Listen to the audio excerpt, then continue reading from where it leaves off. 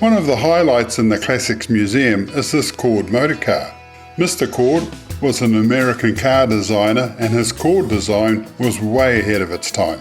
This car is absolutely beautiful and well worth a look when you come to the museum. So let's talk about Cord. Now I'd like to introduce the first part of our episode, and it's about the Cord motorcar. And I'd never heard of Cord when I was young.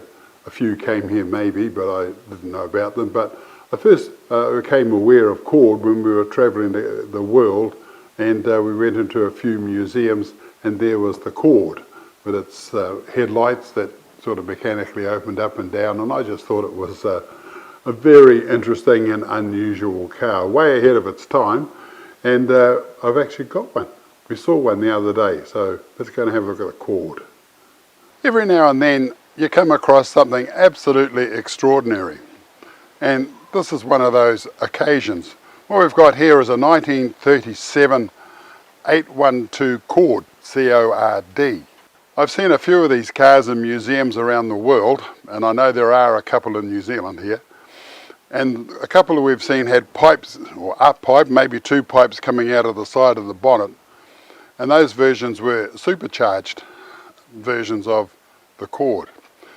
And I think Cord were way ahead of their time when they designed this car, in that, for instance, the headlights. And in the front of the mudguards it's got these little slots, and behind there is the light. And in the cabin they've got two little winders, one each side, so it works on a cable. So you wind the cable in the cab and the little lights will open up and down it goes. I'll see if I can actually get it to work. It shouldn't be too cars, so I'll just... And there it goes. And look at that, ready to head off. And when you finish the day, you just rewind it and it shuts it again. And there you go. Tickety-boo. This didn't really happen until about 1964 when they had the lights into the mudguard. I think Chev did it. But it's a long time, since 1964 back to 1937 when they did this. This is a front-wheel drive car, and the French actually invented front-wheel drive, and Cord have taken it on board, and the reason they did that was so they could lower it. It wasn't so high, it was a low car. The average car in the 1930s was about 2 meters tall. But because they put front-wheel drive, it meant that they can lower it a wee bit, and also doesn't have the hump in the through the middle to the, take the drive shafts through to the diffs at the back. But a stunning design. This bonnet is actually quite long, and because of the square shape of it, people thought it looked like a bit like a coffin, so they called it the coffin nose Cord. Let's have a look at the bonnet.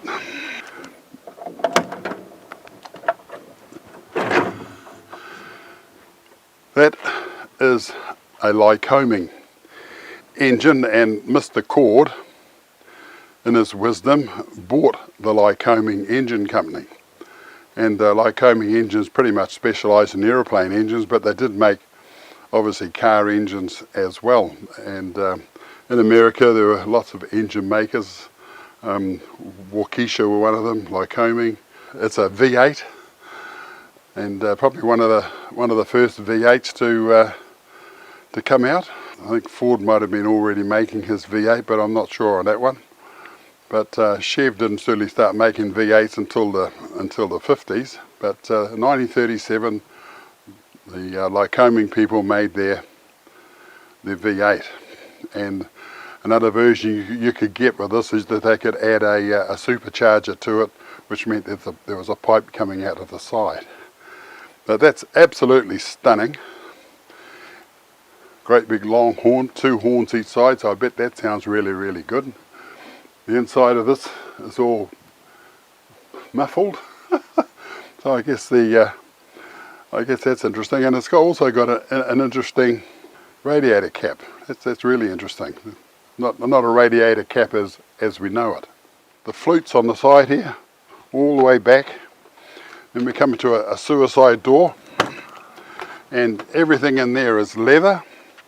The dashboard in this car is absolutely stunning. In fact, if you got into a 1940, 1939 Diamond C truck, the deluxe model, it had a dashboard very similar to this. There was a gauge for everything and lots of little switches and knobs and what have you. But anyway, that's it.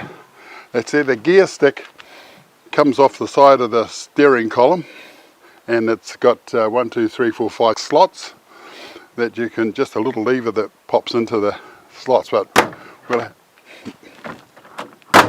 listen to that. We'll have a look at that gear stick and the tick. And then in the back, we open up the door, and it's got a strap to hang on to, plenty of leg room, and the way that this door's designed, there's enough room there to sort of swing your bum in this little gap and you're sitting in it. A stunning colour, and the windscreen is opened a wee bit so a bit of air can flow through to the passengers as you travel along. And they did this in the 1930s and 40s and even the 50s.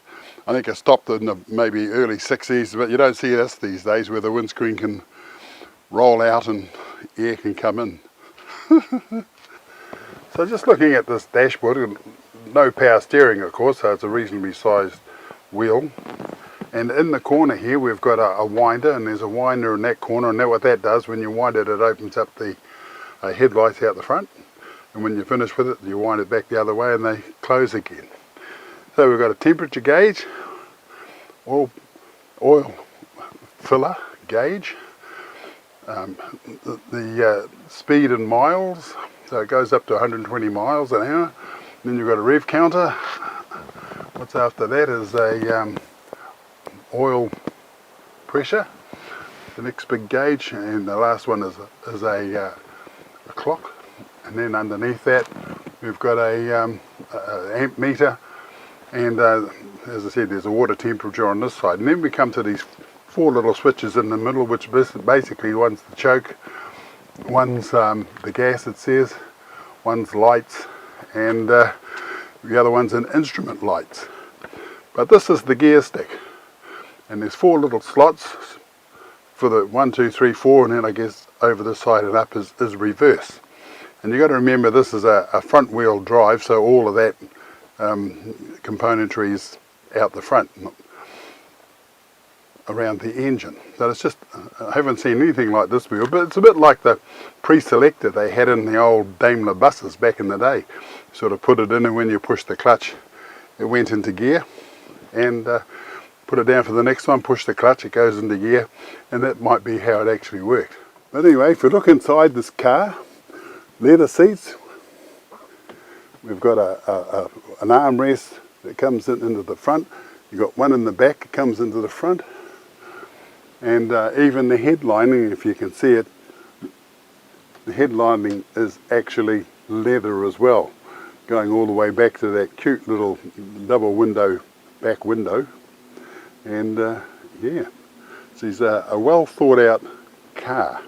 The mudguards are like a lot of, like Diamond T. That was a truck and a half, and their mudguards are similar to this in that they sort of perfectly moulded sitting on the side of the truck. I love these flutes that go down the side of the engine here, right around the front and back down the other side. But the windscreen, as I was saying, they open up. There's a couple of little air vents that put a bit of air underneath, so it's sort of flowing around your seat as you travel along. But this is the boot, and previous to this it just came down. I think it may have had a wheel sitting on the back, but a lot of people complained there was no boot space, so with the 37 they've included this boot. And there's a couple of clips here, really fancy clips to unlock it, and there's a little Cord logo there, and the same as the front bumper, it's got the little 3 rows of decoration, I suppose you call it, but and even the nuts are chromed on the inside. And over here it's got a little lockable fuel tank. The old cord. This is just absolutely stunning. There's nothing I can say. It just blows you away. When you see this car, you just go, wow, this has completely got the wow factor.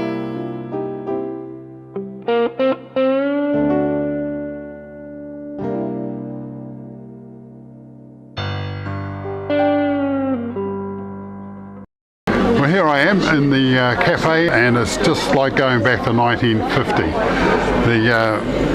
The chairs of the time, Formica I think it's all called, and the black and white floors. There's Elvis Presley over there, there's a jukebox over there, there's memorabilia behind me, that beautiful montage of cars behind me. There's even an old Dodgem. Remember the Dodgems that they used to show?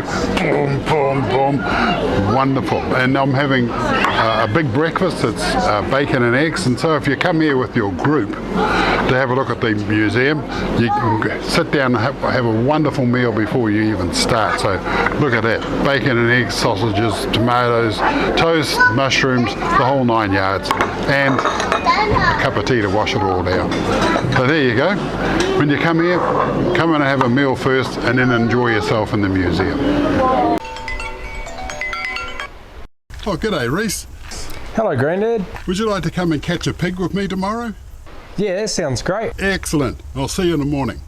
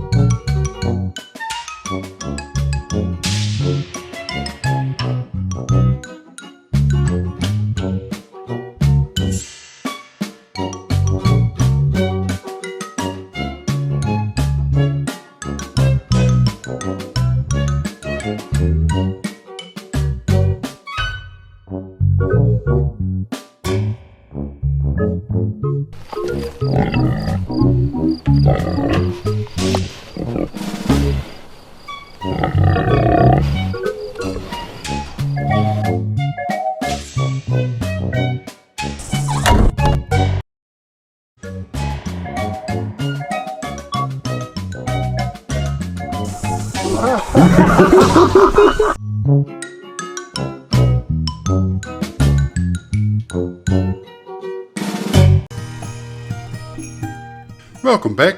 At the bottom of the Wairarapa coast is Cape Palliser. At Cape Palliser there's a little fishing village they call Ngawi.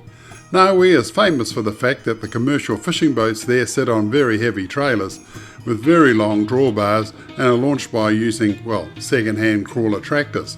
My guest is Keith, one of the local fishermen there, so let's find out how this all works. But with me is Keith, and welcome to our little show, Keith. Well, and we're down at Cape Palliser, which is at the bottom of the North Island, and we've been here a few times and been around that corner up towards the lighthouse and with our four-wheel drives. But you have a fishing competition here, which the whole place is packed, and they all go out there and try and catch a fish. But this is a unique place in that there's no, you put your boat in with a wheel, crawler tractor. I got told off the other day by a couple of people who said they're not bulldozers, Bill. What a bulldozer is one with a straight blade across the front that does. Everything else has got a different name, so they're just crawler tractors. So I guess this has got a straight blade, so we could call this this one we could call a bully. Yep. And I see the drawbars are for Africa. They're long as anything. Yep. And to get them into that beach, I guess you've got to be able to have the tractor high and dry, really, and the boat in the water. So those long drawbars do that. You were saying you came here about 1983, which is a fair old time ago. Yeah, but a bit later than that. But in the late 80s, yeah, I've been here for about 25 years, I think. Was it like this then? I mean, has it changed much? It does. It's been very similar, but it has changed. But when you're living in a place, it's always hard to remember what it was like. But yeah, right. Yeah. So it changes sort of slowly, and you don't really notice. Yeah, it's become a tourist people come out here to look at the bulldozers. Oh, okay. Look at the boats. Watch everything get got the boats going in and out. Yeah. These bullies. Yep. Are they most of them second hand? I mean, you know, like you were saying before, and I've seen it happen. The bulldozers get run over by a wave or driven into the sea, and die. So to get a new one, you just sort of go on Trade Me and look for a second-hand bulldozer, or do you buy them new? No, we look at them. We can look on Trade Me, and if you look at most of them, most of them have been built with the for the forestry. So most of them have come out of the forestry, and they've done their life's work, but they're still in good condition. They've got to be in good condition, because when you're out at sea, and if someone's backing your bulldozer in for you to look, come on, and if the tracks fall off or the battery's flat or something happens all the time, then it's a big drama and people won't get on your tractor. So although they look pretty old and rusty, and they're pretty reliable. Oh, okay, and that's the key, I suppose, because your livelihood is depending on it, and your life's depending on it, as well as the person on the bulldozer. Yeah. Do they have to wear a hard hat? No, not yet. Okay, so we've got enough canopy over the counter for all that. But just looking at the drawbars here, are these trailers sort of made here, or are they imported to here? No, we get the engineers down here. We build them on the beach here, and we need the big long drawbars, because when it's when it's high tide, we've got to back out a long way before the boats will float off. Oh, okay. And we're trying to keep the tractors out of the water. When it's low tide, of course, you go back out, there's a real sharp drop off, and the trailers just go over the edge of the drop, and so you've got to have a fairly strong bulldozer to bring the boat and trailer back up over the edge. So you've got the spinning, does that happen? Yes, sometimes it does. Sometimes when the boat's too heavy, sit on the trailer, and the trailer's gone over the edge in the water, then the tractor will just sit there and turn bury itself. Sometimes we've got to put other bulldozers on top of it, in front of other bulldozers. And okay. So the big line up, all held together with stiff arms or chains. Chains we use. So, but no, 90% of the time it works okay. Sure. Yeah. I'm just looking at the welding on this particular one here. I mean, you've got a little bit of a support bar down there. It's all welded on both sides. So is that everybody here is a you know, like a hobby welder? Yeah, living out here, you've got to be a little bit of a mechanic, a little bit of an engineer. Yep, and so you always strengthen them up, because they're so long. And if you're going back, they start to get a bit of a wobble on if they're too flexible. And okay. So yeah. I mean, that's not a very big boat, but it's, you know, the trailer around it is, you know, it's got the cage, so once you're on, you stay on. I guess that's the reason behind that. Not far from here, up at Clifton, they float the trailers. Yeah. So all these trailers, folks at Clifton, and if I get a chance, we might pop up there and have a quick look. But the trailers are all got floating devices around them, so when they actually float, you can motor your trailer out to the little marker beacon and chuck your anchor in, or tie to a buoy. When you come back, you boat on and you chuck back in, and they pick you up with a winch. Yeah, I've been out there seen that. That's clever. Yeah. People just do what they've got to do on their beach. Yeah. And that's what we've done. You know, over the years, it's just got better. They've tried wheel tractors here, but they don't work. Really? They just bury them? You've got to have the tracks. Yeah. See, I just see there's a couple of tracks missing on, you know, like plates missing off that one. But yeah, well, as you can see, what's happened there, that's the joining link, and someone's welded the joining link. They've actually had that off and putting it back together. They've just welded the joining link up. Yeah. Kiwi ingenuity. Yep. Throughout this show, folks, Kiwi ingenuity is alive and well, coming right from the 1940s when you did things with Chevs and the Fords, and then they come up to the Leylands and the Commas and all, and Bedfords, but the Kiwi ingenuity to make something, to do something, to get it to do the job that you want is just incredible, and it's obviously alive and well down here. It is, and it works. Yeah. So there's just into the drawbar. I see you've just got an axle or something there just to hold it on. The pin. Yeah. Yep. And they have all sorts of things here, like this. Here's an old car axle that's been used just for slotting into the pin. That's a spare one, because they sometimes, you know, they break or they wear, and so so it wasn't a bad guess, was it? No, you did what it was. It did. Good But, bit of steel though. Good bit yes. of old English steel. Yeah. Yeah. But you're talking some of the logging truck guys from the from the R190s, and that's exactly that, just a pin to hold the trailers on. Yeah. What's the newest tractor here? Have you any idea? Or the newest and the oldest? Yeah, this one here. This is a this one's a Komatsu D60. It's about 35 years old, 30 years old. So they're all old, but. Yeah. I know that one was $30,000 when it was bought down here. Yeah. So So that's a lot, you need a few crayfish to pay for that. yeah. And then there used to be, when we were here last time and the time before, a little pink one called Babe, I think That's it was. right, yeah. What happened to that? It died. Oh, really? Yeah, that's been photographed a lot on TV. Yeah.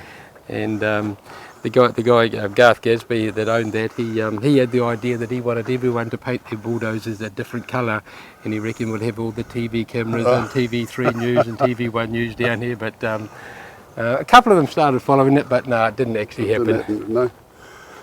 How many, like dramas have happened getting boats in and out? I mean, this would be like any boat ramp. There's you can entertain yourself for a whole weekend just sitting at a boat ramp and all the things that go on. For sure.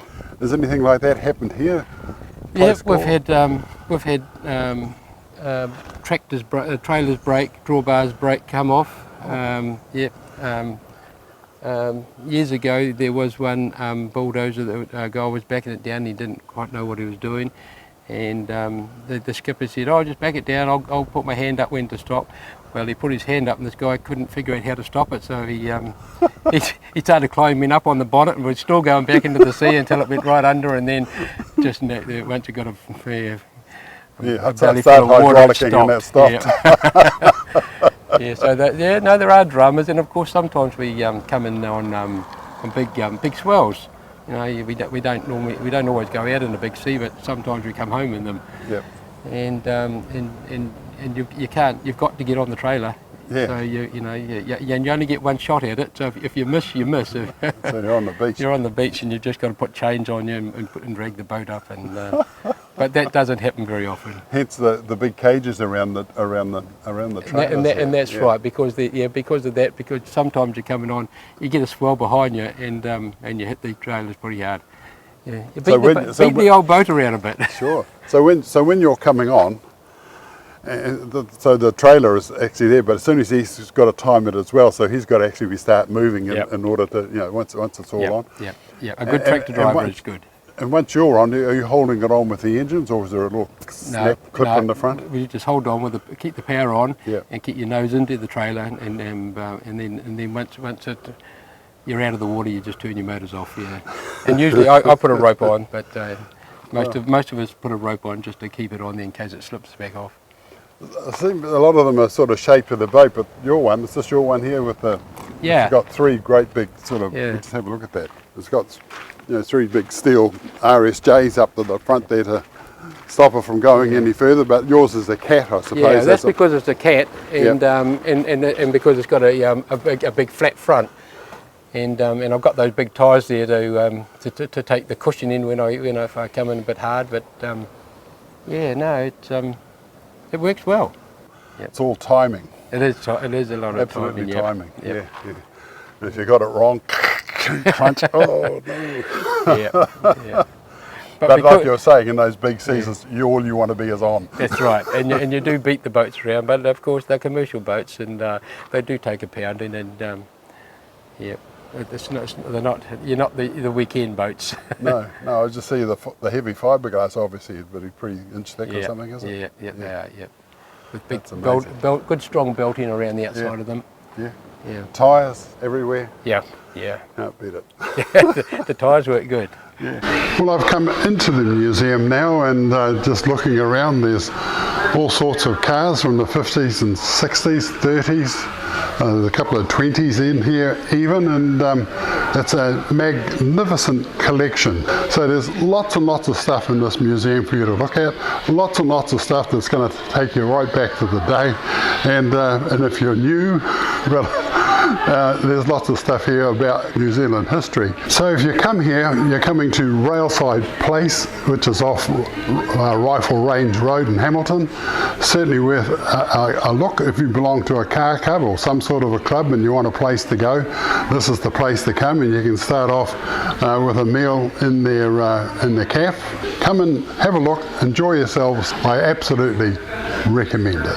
Christmas isn't all that far away, and so if you're looking for a present for the truck driver or somebody interested in transport in your life, then my Talking Trucks book might be just the thing. So if you'd like a copy, just email me, billhohepper@extra.co.nz, and I'll take your details and I'll get a copy in the post to you. Now this book covers trucks basically heading back from about 1972 to the time they started making vehicles. So a good historical book, and tells you all about the New Zealand transport industry up until about 1972. So for a Christmas present, perfect. Email me, billhohepper@extra.co.nz. An Austin champ. And I don't know if you remember that Austin used to make Austin Gypsies, and they were great vehicles for going up to the fishing competitions at 90 Mile Beach and Muriwai Beach and beach out from Dargaville. They were great little four-wheel drives. And this is built for the military, this one. And without a snorkel, it'll drive through 3 feet of water, so right up here by the bonnet. And with a snorkel, it'll basically go all the way under. Just the snorkel sticking out. It's 6 feet under the water with a snorkel. But you've got to look at this engine. It's just a 4-cylinder engine, but so everything in this, around this engine, is all encased in tubes. There's the spark plugs. Everything's all encased. It's all hidden. It's a Rolls Royce engine. And it can go, well, you can cover that whole engine up, and if you've got a snorkel on it coming out of that over there, the water will come right over the top of it, and it'll still keep going and getting on with itself. But a Rolls Royce engine, we spoke to a bloke down in Christchurch who's got a tank, and his was a Rolls Royce engine. This is a Rolls Royce engine as well, but his one was designed to run on anything. So petrol, diesel, it didn't matter. You just poured even hot fat. You just poured it in and the thing would run. But this isn't like that. This runs on petrol. It's got 4 spark plugs, but as I said, everything, all that wiring is all in the, it's all covered. It's all not exposed at all. But it's a really solid looking engine, you've got to say. Look at that. Looking at the interior, there are no doors. You just climb over the side. There's nothing to stand on, so you just got to put your foot over. There's a lever where the gearbox should be, but this little lever here has got the pattern on the top, so this is obviously the one that changes the gears. There's another little lever in the front there, and nice bulletproof dashboard, but the whole thing is just bulletproof, absolutely bulletproof. So I would just love to be able to take this on a 4x4 trek. In fact, I'll ask the guy and say, let's borrow that and let's go out and do some 4-wheel driving.